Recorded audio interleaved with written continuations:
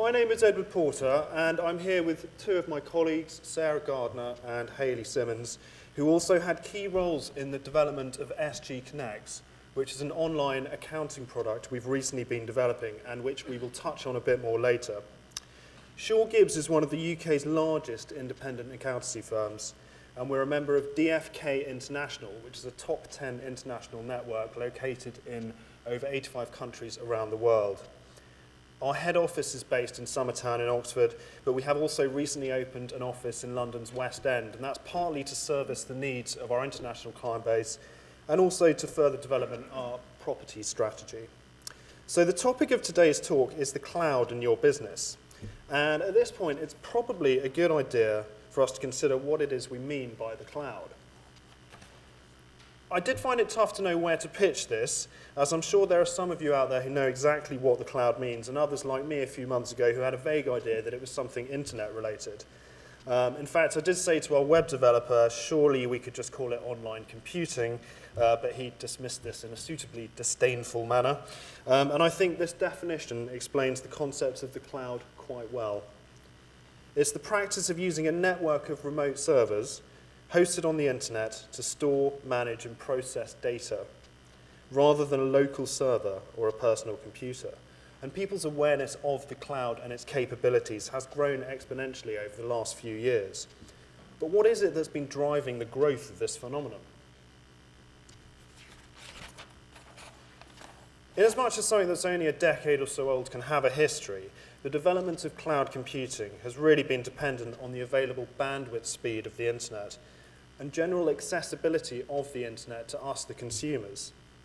Once sufficient high-speed internet bandwidth and coverage was established, the technology giants such as Amazon, Microsoft, and Google were pretty quick to enter the market and deliver online services which are intuitive, reliable, and easy to understand and consume. This in turn leads to a general acceptance by the wider public of cloud services, and hence there's a knock-on effect across the industry as developers and the public realize the potential of the cloud.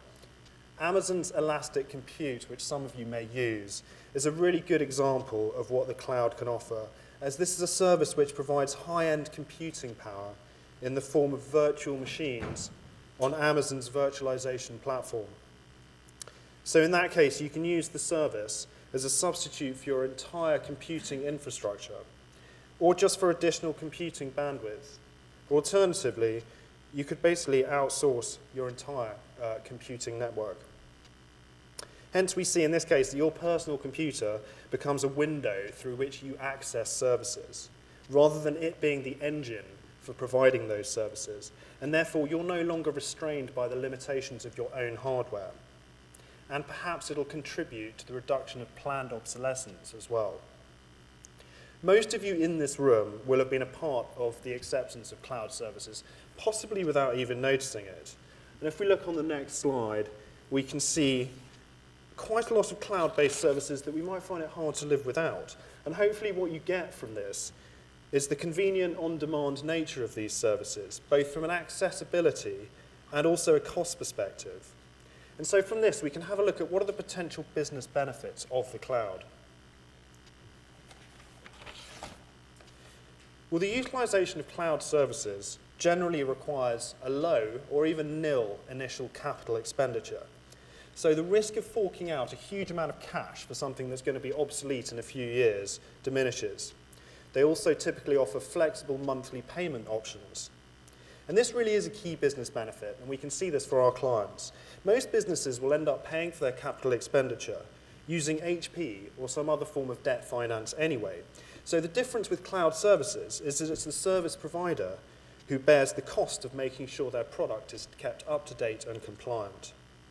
Cloud services are agile and scalable, and they enable a business to expand its infrastructure, add capacity on demand, or simply outsource the whole infrastructure. And this results in a greater flexibility and a wider choice of computing resources. And also, the majority, if not all, cloud services come with online support.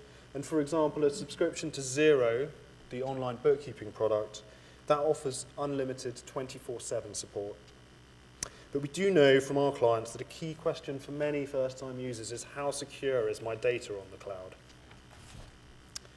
Now, many of us will tend to have an assumption that if it's out there on the cloud, it's inherently insecure. And over the last few years, we have seen massive security breaches from companies such as TalkTalk, T-Mobile, and more embarrassingly for some, Ashley Madison. But does something leaving an organization's physical premises actually put it in more danger? It's worth noting that actually most of those massive data breaches that we've got up there have been from within traditional on-premises IT systems. Obviously, the iCloud hack was from a cloud-based system, but the security data was actually breached through a pretty traditional type of phishing scam, where the victims actually gave out their security details to a hacker. And that could happen to any of us who use Citrix or remote desktop to work from outside of the office. One area where the cloud is probably more secure is that there is a reduction in the human risk element. Any employees with malevolent intentions, and you can see a reference to Mossack Fonseca up there, will find it much more difficult to locate and access certain data if it's held in the cloud. So the argument could be made that the lack of physical access and relationships with people makes data in the cloud more secure. And let's be honest, it's probably fair to say that cloud businesses will generally have more secure IT environments than the organizations that they're selling to. And why is that? Because that's the product that they're selling. They face tougher standards, and they will have to build secure data centers that are independently audited. And I think this quote from an online security consultant sums up the situation quite well. Cloud services are not inherently more or less secure than any other device with an internet connection, which all of them are. Cloud companies spend a considerable amount of their budget focusing on security and building specific expertise where legacy systems are usually ignored. Now, there are some areas where security issues really do come to the fore, financial services being one of those. Now, if you go back 10 years, it would have probably been quite difficult to predict the revolution that has been internet banking. But I would imagine that nowadays, for most of you, there would be a very limited number of reasons why you would ever actually want or need to see your bank manager. And we feel that accounting and finance are probably heading in the same direction. And listed up here are a few of the reasons why we feel that it'd be beneficial to consider moving your accounting function to the cloud. Security. In addition to the added security we've already discussed, traditional PC-based accounting software is usually located on one computer. And if that crashes, it can leave you with nothing. Live data, so all your financial information can be continuously updated on the cloud, and this allows you to make decisions based on the most up-to-date information. After the initial transfer of data, you can set up the accounting processes to become almost completely automated. Accessibility. Basically, if there's an internet connection, you can log in and manage your accounting information. And maintenance, pretty simple advantage here, you leave it to the service provider. So there's no more worries about software updates and compliance issues. And it's because of these sorts of advantages and our desire to offer a convenient, cutting-edge and competitively priced service that we've spent the last 6 months developing a cloud-based accountancy service called SG Connect. And at this point, I'm going to hand over to my colleague, Sarah Gardner, who's going to tell you a bit more about that. Thank you, Ed. Now, we are quite short on time today, so I'll just give you a very quick, brief overview of what we've developed, which actually has been in response to meeting with the next generation of business owners that we're seeing come through in and around Oxford, and this purely is a response to their new demands. Our starting point was Xero, which is now the UK market leader in online cloud accounting. Around this, we then built our SG portal, which is already in place. This allows us to transact completely online with our clients if they should so wish, all encrypted, so it's nice and secure.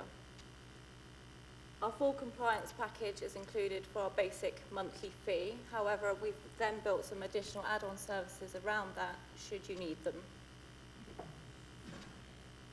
These are the key benefits as we see it. It's a full online onboarding experience, so we can do all our identity checks online, take all your data, and hopefully make it a smooth transition from your existing accountant. Clear, fixed fees paid monthly, which again is in response to people saying we're fed up with those little nasty surprises that we keep getting from our existing accountant.